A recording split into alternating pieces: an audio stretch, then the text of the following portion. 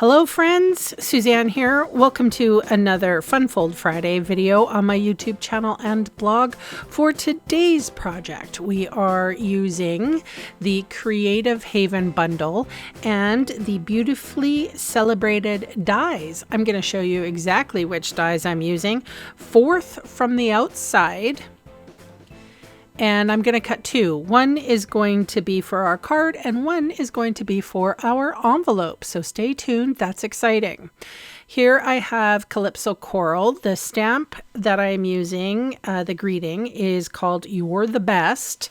And I've inked up the stamp and then flipped it around. And as you can see, here's my blender pen and I'm picking up the Calypso Coral from the what should be a leaf, 2 leaves, twigs really, and I wanted to make them green. So what you could do is you could stamp this twice and then, once in green and once in and then fussy cut and all of that. But this is kind of a cool way. Now, I know that Stampin' Up! Is no longer selling or actively selling these markers. You might be able to get some in the last chance section. I haven't looked yet. I have a whole bunch of these markers, so I'm still going to use it. It doesn't make sense for me not to use the tools that I have. I am sure that you could have something similar. Just make sure that they're water-based ink markers and they're not like Bic's permanent markers, because that would be, well, that would be just awful for you to ruin your stamp. So I have a little pad here underneath that we're stamping on, and just to give it a little extra cush. So this is the lovely and beautiful pattern paper, designer series paper, and what we have here is 4x3. And then I'm going to mat it on a piece of white that's 4 1/8 by 3 1/8. So a lot of people are liking my little post-it notes here, but you don't have to write anything down because I do have a PDF that goes along with the Fun Fold projects. So this is a piece of pattern paper or designer series paper that is 4 inches tall, 12 inches wide. We're scoring at 2 inches and 7.5 inches. That 2-inch flap is going to be on our left hand side. We have a piece of basic white here that's 3.5 by 5. I'm using that same paper from the lovely and beautiful pack of paper and just a little strip. So it's about 3/4 of an inch wide, or sorry, tall, and 5 inches wide. That is going to be the inside of our card. So and like, it's kind of funny that I started with the inside instead of the outside, right? Like I'm trying my hardest to decorate the inside of cards. And it's actually quite the task for me. So, give me a thumbs up for effort. At least.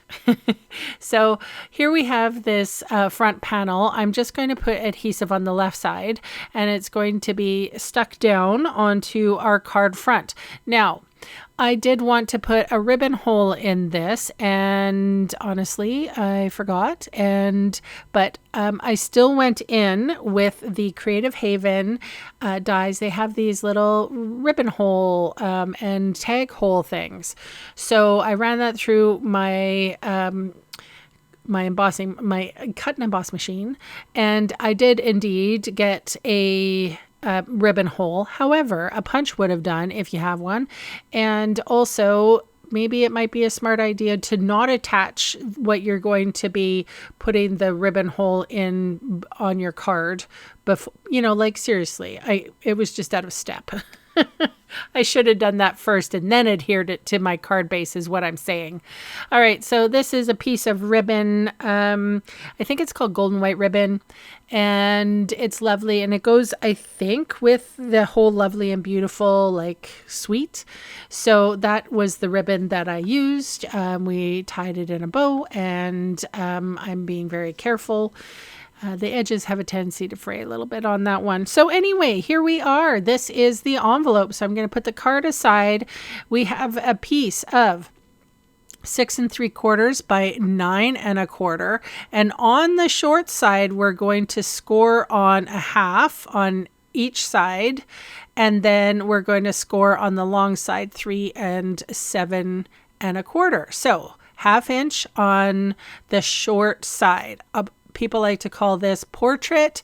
You know, honestly, it's you know, tit for tat, whatever you want to do, however you want to call it. I call it the short side because it's shorter than the longer side, if that makes any sense whatsoever.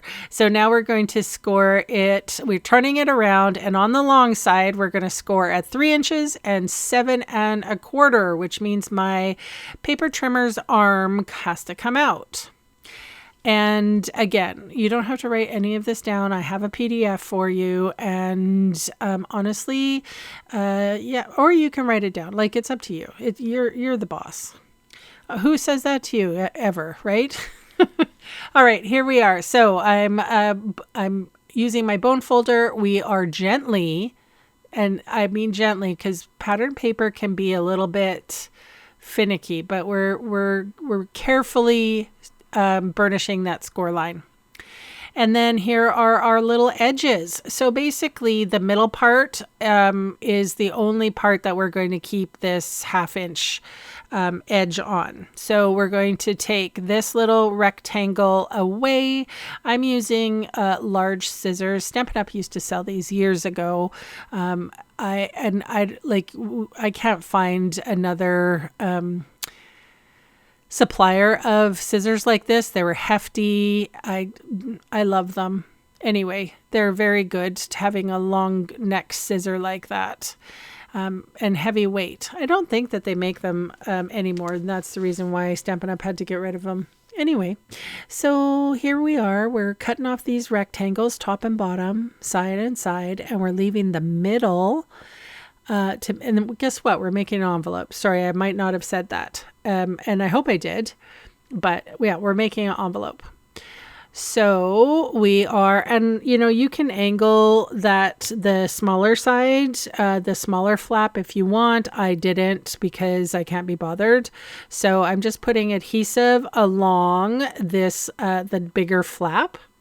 That's going to be where our envelope is going to flop down. And then what I ended up doing so that I can get the card in excellently is sort of like angling the edges here. So yes, you can just scissor cut these angles. You do not have to, like, I don't know, measure them or whatever. I can't be bothered. So I did angle them a little bit, and then on these little flaps right here, these are the ones I'm talking about. I just went from the corner to the edge as best as I could, and I angled them in. You can cut them completely off, but it did help tuck that silly ribbon in. The ribbon was thick and I struggled a little bit with it, but yeah, so here's your envelope. That was easy, wasn't it? You know, a piece of pattern paper and Bob's your uncle.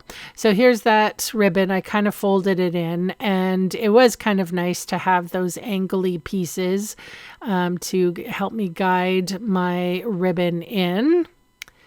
And that pretty much, you guys, is my, oh, that's not true. It's not my full share, because I do something that was unexpected, and even I didn't expect it.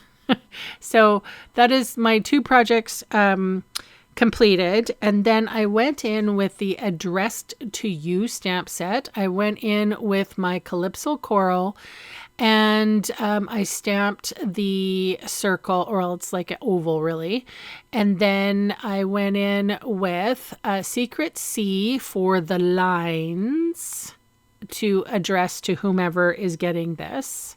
So I go in with some Memento Tuxedo Black ink, and I have these, I'm using the little flowers, and then we're just going to quickly color them. So I used Fresh Freesia. I just took the colors from what was on the pattern paper. So light and dark, I ended up putting the light first, dark second, just to give a little shadowing. And then I believe I used the Pretty in Pink for the little dots here. And then I went in with Old Olive for the leaves. And this is my card. This is my share for today. I'll leave links in the description box below in case you want to check out any of the products for yourself. Hey, if you haven't subscribed yet, please consider it. It really does help my small channel grow. It's free. Thank you so much for spending time with me today. Please leave me a lovely comment below, and I will be back on Monday. Thanks for watching. Bye for now.